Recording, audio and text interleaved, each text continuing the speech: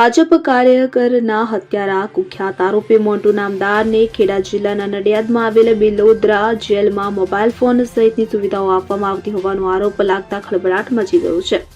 જણાવવામાં આવી રહ્યું છે કે બિલોદરા જેલમાં કાચા કામના કેદી મોન્ટુ સુરેશચંદ્ર નામદારને 24 કલાક પ્રાઇવેટ ફોનની સુવિધા તથા રોજની 2 બોટલ વિદેશી દારૂની સુવિધા આપવામાં આવી રહી હોવાનો આરોપ લાગ્યો છે।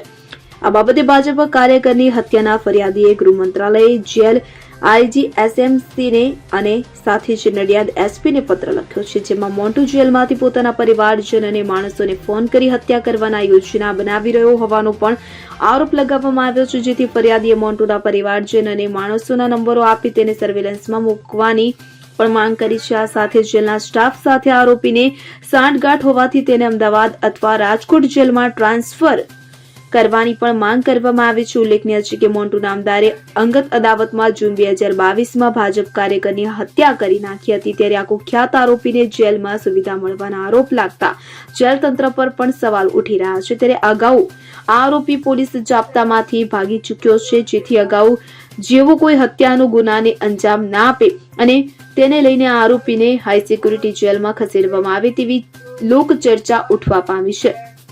Bureau report CN24 news.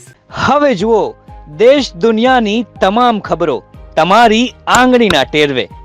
ઉઠાવો મોબાઈલ અને Google Play Store પરથી ડાઉનલોડ કરો અમારી CN24 ન્યૂઝ મોબાઈલ એપ।